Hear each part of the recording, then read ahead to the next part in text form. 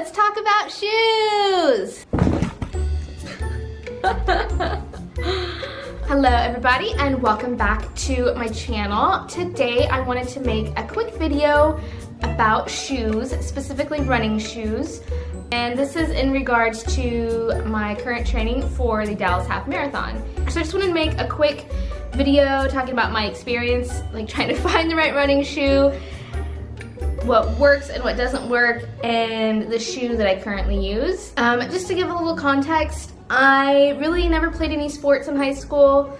I did dance, so I had to buy specific shoes for that, but I never had to really buy any athletic shoes for a specific purpose. So I guess I've never really thought about shoes in the way that I'm thinking about them now, which is weird because I sat down, to be honest, I sat down this morning to like write some notes about what I was gonna say in this video, and I ended up writing like 2 pages about shoes, this entire like 200-word essay about shoes and their purpose and the different kinds of shoes and what they would be good for. And I went down this weird road, but it's got me thinking about shoes and like why we really wear them and their actual purpose. Whether it is for sports, you want speed and agility, or you want protection like steel-toed boots, or you want breathability and you want sandals. Like when you really start thinking about it, it's kind of weird.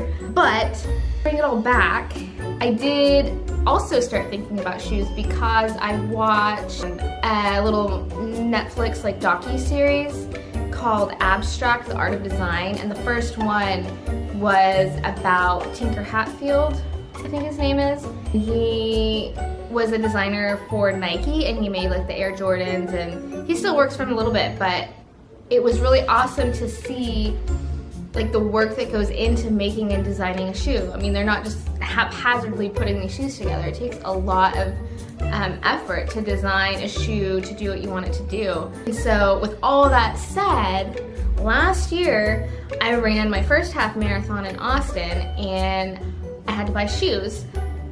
So it was like this whole new world of like trying to find the right shoe.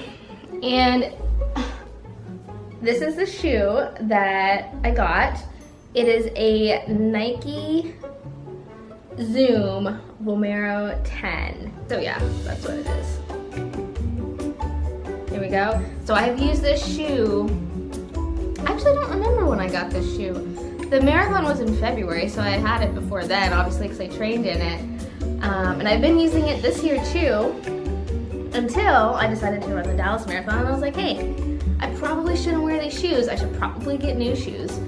And to say the least, it was a bit of an experience.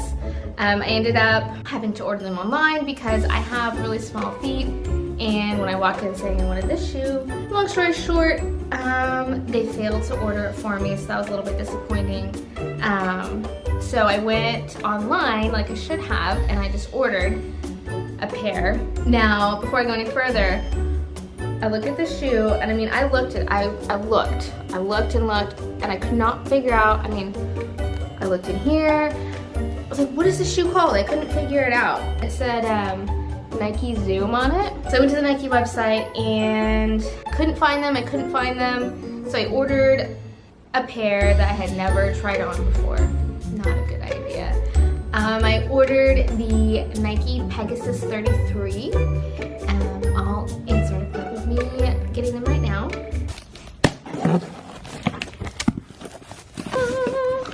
These are my shoes. Okay, let's check them out. Ooh, look at this, look how nice. Hope they fit me. These are the, okay, so these are the Nike Zoom Pegasus 33.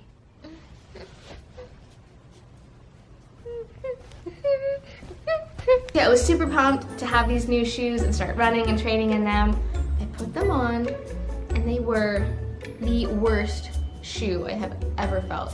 I felt like cardboard on my feet. These feel like air. They feel like I'm on clouds. Nike Pegasus 33, not air, cardboard. I could like feel, the bottom had like more like cleat design on it, and I could, every time I walked, I could like feel every little detail of the shoe, and I was like, no, that's not what I want. And it was at that, honestly, it was me wearing those shoes that made me realize like how important having the right shoe is. And then I went on a long journey to find these shoes, only to find out that they don't make it, and I eventually did. These were like so worn out that I couldn't even see that it said Vomero on it. And so once I finally figured out that they were Vomero, it made it so easy. I just ordered Vomero and I already knew what size I wanted. These are the 10s. I ordered the 11s and they already had 12s out, so I ordered both because the 12s, the design had changed a lot from this one that I had. So the 11 was still pretty similar to this design, but the 12 had a lot of changes in terms of like the, I don't know if it's cleats or the sole design on the bottom. And so I wasn't sure which would work. And after this experience, I would say don't order these types of shoes online. Like, go to the store and try them on because you need to feel them. Or you can just like order a bunch online and return them. But that's usually no fun. So with all that said, that's kind of like my journey and my shoe experience to how I got to this point. I'm gonna review the 11, the Vomero 11 and the Vomero 12 right now, and then kind of compare it to the one that I have been using, which I actually like this design much better. So this is the Vomero 11, and because it's like their older design, they didn't have a lot of like choices. So style-wise, this would not have been my first choice, but I wasn't sure if the 11 or the 12 would be better, so I had to order both. And I actually intended to only keep one, but I really like the 12s and how they look, so I'm gonna keep both. So yeah, this is the 11, and as you can see, they've got really similar designs on the bottom. And this is the Vomero 12. So let's see if I can do this. Can you see the difference? So the one, it's my left, so probably your right. The black sole, the black bottom, the black sole, like that has a very different design. The 10 and 11. So I wasn't sure, and I went online and I read about all these different reviews and everything, and that's also when I realized how intense people are about their running shoes. It is crazy. I've never thought about the weight, like how many ounces it weighs and how it feels and the ground feel. I mean, I do now. Before I started running, I would have never thought about those things. I just went to Academy and bought a $50 pair of shoes, and I did everything in those. So yeah, I will say, okay, let's actually compare the shoes. So obviously the 11 is really similar to the 10. I would say it's pretty identical. I honestly can't really tell much of a difference. The 12 though, I can tell a difference. I feel like it's actually not quite as cushiony as the other two, but it has better ankle support. I feel like it comes up a little bit higher and gives me a little bit more stability. But yeah, it doesn't, I think because they changed this design, when I run, I feel like I don't have as good like medial support. Like for my big toe, I feel like it kind of, I have a pronated foot, so it doesn't give me as much support as I would like, but style-wise, I think they look good, so that's why I kept them. Yeah, I like the Vomero series. After like trying on other shoes at the store and then my experience with those the Nike Pegasus shoes, I prefer a shoe that I don't have a lot of ground feel. I want a very like cushiony, soft experience every time my foot hits the ground, and that's what these shoes are good for, and that's what a lot of the reviews said as well. So that's kind of my experience with running shoes. I'm probably going to be wearing these in the marathon. Actually, I didn't mean to, but on my run on Sunday, I ran 7 miles in them. That was probably too far because I haven't had them for that long, and I don't know if they're that broken in.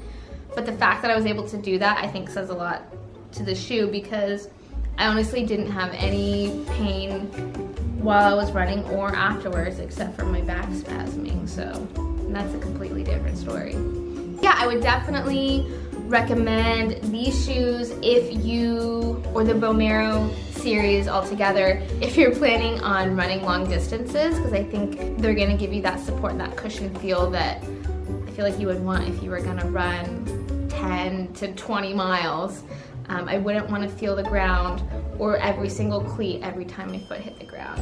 And I'm sure that, you know, there's reasons that you would want a shoe like that, and there's reasons that you would want a shoe like this. I think that is everything. But yeah, shoes, when you really start to think about it, you're like, huh, shoes are so important. But yeah, it's an everyday thing that you don't give it much thought until you need a shoe for a specific purpose. So I hope you enjoyed this video. I'm honestly not sure how much of a review I actually did. I pretty much just rambled about my life experience with shoes for 20 minutes. But to summarize, would recommend the Vomero, and you're just gonna, I would say that you know your body and you know your feet and what you need. So when you do go try on shoes, just be firm and tell them, look, this is what I'm looking for, and try. If you have to try on 50 pairs, that's fine. Just find the right pair, because it's gonna be worth it in the end. Okay, so I think that is it. Thank you for watching this video. Give it a thumbs up if you enjoyed it, and I will see you next time. Bye.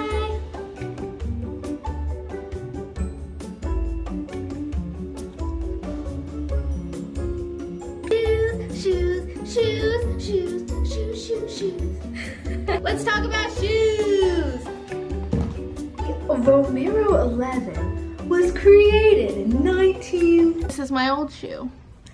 This is my new shoe. They look the same. I tried to order the same shoe.